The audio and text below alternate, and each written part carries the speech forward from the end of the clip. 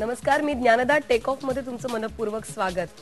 हा या वर्षातला शेवटचा टेक ऑफ आहे आणि म्हणूनच आपण आज चर्चा करणार आहोत फंड डे करिअरचे, म्हणजे करिअर प्लॅनिंगच्या बेसिक फंडाज बद्दल.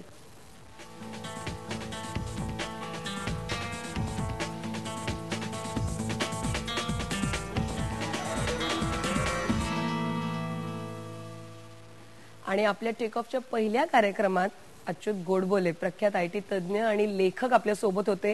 आज आम्ही त्यांना परत मुद्दामून इन्व्हाइट केलेला आहे. इयर एंडचा प्रोग्राम आहे. अच्युत टेक ऑफ मध्ये तुमचं स्वागत.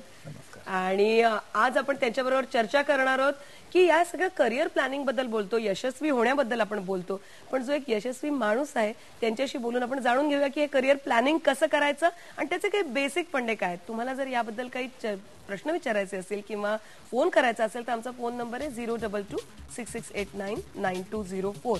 तुम्ही या कार्यक्रमात फोन करू शकता आणि तुमचे काय प्रश्न आहेत ते विचारू शकता. अच्युत, आपण बोलतोय की या करिअर प्लॅनिंग, खरं हे सगळे क्लिशे शब्द आहेत, अगदी घासून पुसून गुळगुळीत झालेले आहेत, पण काय बेसिक फंडा काय? आपण 10वी झालेल्या 12वी झालेल्या किंवा मिड करिअर प्रोफेशनलला अशी कुठली गोष्ट सांगू शकतो की हे करिअरचा विचार करताना या गोष्टी ध्यानात ठेवायच्या?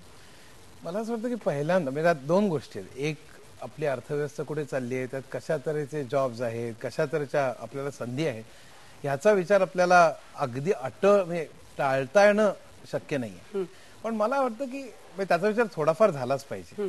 पण त्याचबरोबर आपल्याला मनातनं काय वाटतंय, म्हणजे कुठेतरी आपल्याला वाटत असतं की अमुक मला ह्याची आवड आहे आणि ती चित्रकलेची असेल, ती गाण्याची असेल, ती साहित्याची असेल, ती अर्थशास्त्राची असेल, ती बायोलॉजीची असेल, इंजिनिअरिंगची असेल, मेडिसिनची असेल, पण ती आवड मनापासून आतनं येण्याला ह्याला फार महत्व आहे. मला अलीकडे असं वाटतं की फक्त प्रॅक्टिकल गोष्टींचा विचार करून यश, पैसा, प्रसिद्धी, इधर स्कोप ज्यादा आहे वगैरे असं करत लोक त्याच्या मागे जे धावत सुटतात, त्याच्या बरोबर आपल्या मनातल्या आवडी या खूप मारत नेतात. आणि मला असं वाटतं की आतला आवाज ज्याला म्हणता येईल तो आपण ऐकला पाहिजे. अर्थातच त्याचबरोबर प्रॅक्टिकल गोष्टीचा विसर पाडावा असं नाही. म्हणजे या 2008च्या शेवटी आपण एक वेगळ्या पद्धतीचं सगळं वर्ष बघितलेलं आहे. मंदी बघितलेली आहे, मुंबईवरचा हल्ला बघितलेला आहे.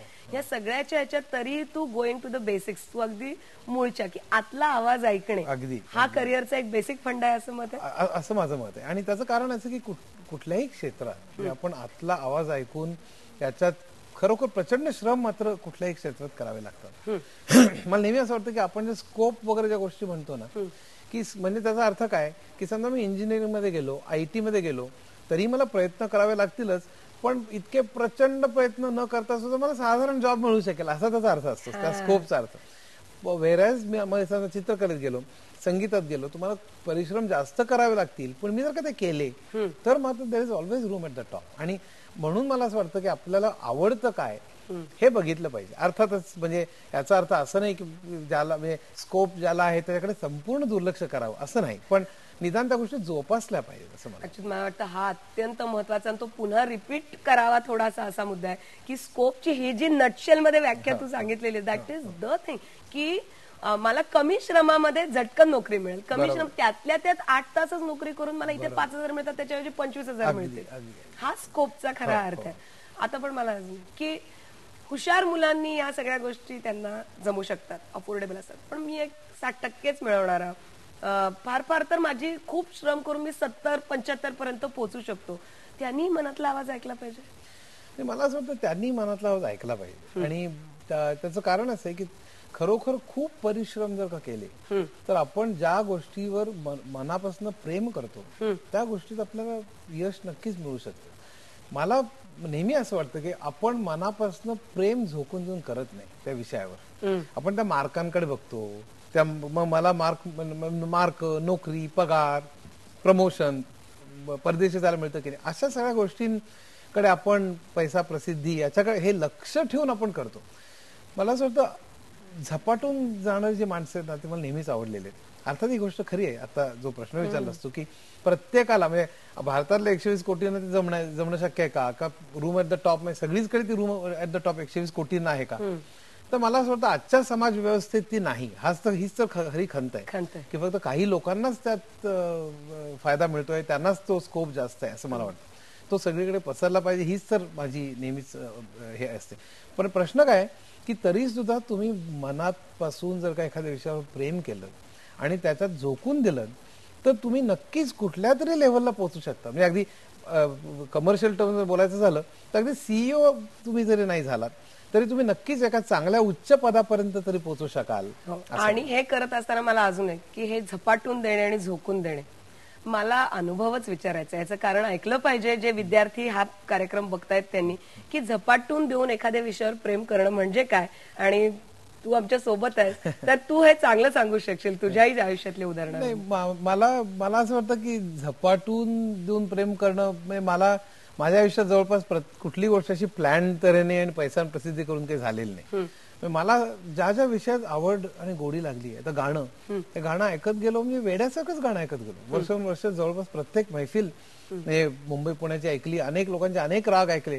आता त्या गाण्याने काही मला पैसे मिळणार नव्हते, गाण्याने मला प्रसिद्धी मिळणार नव्हती, पण मला ते आवडलं आणि ते इतकं डोक्यात भिनलं, त्यातले राग आणि त्यातले सगळं की ते एक राग 3-3 महिने माझ्या डोक्यात घोळत असायचे. इकडे IITतला क्लास चालू असायचा पण मागे मालकंस चालू असायचं. म्हणजे मला असं वाटतं की आता हे गाण्याचं झालं, तसंच विज्ञानाचं, तसंच अर्थशास्त्राचं. म्हणजे अर्थशास्त्राचं तर भयंकर. मी IITत असताना भारतात गरिबी काय आहे अशा प्रश्नावर आमचा एक ग्रुप जमला होता आणि त्यांनी सगळ्यांनी झपाटून जाऊन वाचायला सुरुवात केली. त्या काळात ॲडम स्मिथ, मार्क्स, केन्स, तोपर्यंत केन्सच आला होता आणि मिल्टन फ्रीडमनच्या अगदी नुकत्याच आल्या होत्या थिअरीज. पण तोपर्यंत सगळ्या थिअरीज वाचून त्याच्यावरती चर्चा करून वाद घालून की हे कसं आहे, हा आपला प्रश्न आहे. हे भारतात बेकारी आणि गरिबी आपल्याला काय करायचं आहे, आपल्याला नोकरी मिळेल, आपण GRE देऊन अमेरिकेत जाऊ, आपल्याला काय करायचा हा प्रश्न कधी मला भेडसावला नाही. आणि तो आपलाच प्रश्न आहे म्हणून जे आम्ही वाचत गेलो त्यात BA पर्यंत आम्ही चक्क इकॉनॉमिक्स वाचत गेलो. म्हणजे जसा एकीकडून फक्त यश आणि पैसा हा फोकस नाहीये, पण कष्ट हा फोकस तुम्हाला टाळता येत नाही. तो नाही टाळता येत. म्हणजे हार्डवर्कला अल्टरनेटिव्ह म्हणजे करिअरचा एक पंडा तुमचं मनचं आहे का, दुसरं कष्टात शॉर्टकट नाहीये. शॉर्टकट नाही, प्रचंड श्रम घेण्याची तयारी पाहिजे, त्यात झोकून दिलं पाहिजे, त्याच्यावर प्रेम केलं पाहिजे असं मला नेहमी वाटतं. आणि ही गोष्ट जर का ज्याला स्कोप आहे, म्हणजे ज्याला डिमांड आहे मार्केटमध्ये, अशी गोष्ट योगायोगाने जर का असेल तर तुम्ही अर्थात आणखीनच पैशाने आणि प्रसिद्धीने वरती जाल. पण मला वाटतं ते ध्येय म्हणून करू नये. मला वाटतं आयुष्याचा अर्थ आपण जो सगळं बाजारपेठेत पैसा प्रतिष्ठा आणि प्रसिद्धी जे धरतो त्याच्याविषयी मला आवडते आणि मी त्याच्या मागे गेलो आणि पैसा प्रतिष्ठा मागणं माझ्या चालत आली. हे यश हे मला वाटतं असलं पाहिजे. हे आयडियल वाटेल कदाचित लोकांना, पण मला नेहमीच वाटतं की असं आपण राहिलं पाहिजे. अगदी. म्हणजे मला असं वाटतं की ही एक दिशा दाखवणार एक गायडिंग प्रिन्सिपल म्हणून आपण याच्याकडे बघू शकतो. प्रॅक्टिकल शेवटी आपण प्लॅनिंग करताना करिअर बद्दल बघताना तुमच्या कॅपॅसिटीज बघाल, मार्क बघाल, ऍडमिशन कुठे मिळतेय, फी परवडतीये की नाही, या सगळ्या गोष्टी जरी आल्या तरी एक गायडिंग प्रिन्सिपल म्हणून या गोष्टी ध्यानात ठेवायला अजिबातच हरकत नाही. याचबरोबर अजून एक गोष्ट असं मला वाटतं की भारतामध्ये इतकी आपण लोकसंख्या आहे, स्पर्धा तीव्र आहे, always room at the top. ती जी वरची रूम आहे ती मोठी आहे का तिथे एखादाच माणूस जाणार आहे का थोडीशी अजून पण जास्त, का प्रत्येकाला त्याच्या त्याच्या क्षेत्रासाठी मोठी रूम आहे तिथे अवेलेबल, कसं आम्ही जाणून घ्यायचं. तिथे आता इकॉनॉमिक्सचा संबंध येतो, इन्फॉर्मेशन टेक्नॉलॉजी. आता रिसेशनचं वर्ष आहे म्हणून आपण त्याच्याविषयी बोलूया नंतर.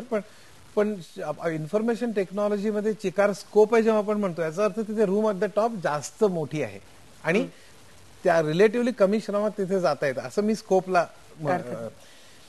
पण तसं प्रत्येक क्षेत्रात रूम ऍट द टॉप आणि त्याच्या खाली पण, म्हणजे नुसतं फक्त एकच CEO नसून त्याच्या खाली चांगल्या पदाची, चांगल्या कामाची, अशा तऱ्हेची बरीच पदं असतात आणि तिथपर्यंत आपण पोहोचू शकतो. मला वाटतं काय या ठिकाणी की समजा तुम्ही स्कोप असलेली गोष्ट जरी निवडलीत ना, जशी इन्फॉर्मेशन टेक्नॉलॉजी असेल किंवा इतर मेडिकल असेल, जे काय असेल, ते करताना मला आता पैसा म्हणणार, मग तुम्ही त्याच्यावर तरी मग प्रेम करा ना. मी उदाहरणार्थ इन्फॉर्मेशन टेक्नॉलॉजी लोकांचे इंटरव्ह्यूज घ्यायचो. मी आता म्हणजे हजारो लोकांचे इंटरव्ह्यूज घेतलेत. मला वाईट असं वाटतं की त्या माणसाला तू इतर काय वाचलंयस, तुला हेमिंगवे माहितीये का वगैरे, हे सगळं सोडून द्या. हे तर विचारताच येत नाही. आपल्या सोबत एक आपले प्रेक्षक आहेत संदीप म्हणून, त्यांचा एक प्रश्न आहे तो आपण घेऊयात, आपण या विषयावर परत येऊ. संदीप, तुमचा प्रश्न विचारू शकता. Hello ma'am. हा, मी ITI केलाय मेकॅनिकल मेंटेनन्स मध्ये. काय केलेलं आहे संदीप तुम्ही? मी ITI केलंय मॅम. ITI. तर नंतर जर डिप्लोमाला ऍडमिशन घ्यायचं असेल तर पार्ट टाइम, तर असे सरकारी कॉलेजेस किंवा कारण मी जॉबला पण आहे, तर असे प्रायव्हेट क्लास वगैरे त्यातून असा डिप्लोमा सरकारी परीक्षा देता येतात का, याबद्दल माहिती हवी होती. बर संदीप, प्रश्न उत्तम आहे आणि या संदर्भातली माहिती मी वेबसाईटवरती पोस्ट करेन. आपला आजचा जो कार्यक्रम आहे जास्ती तो विशिष्ट तऱ्हेच्या एका करिअर रिलेटेड नसल्यामुळे आपण या प्रश्नाची उत्तर आपण नंतर देऊयात. मला असं वाटतं आपण ITI केलेलं आहे त्यांनी आणि त्यांना याच्यामध्ये जायचंय आणि आपण याही तऱ्हेच्या करिअर्स बद्दल बोलूयात आपल्या पुढच्या भागामध्ये. आता वेळ झाली एका ब्रेकची, आपण एक ब्रेक घेऊयात आणि परत येऊयात. तुम्ही पहा फक्त IBN लोकमत.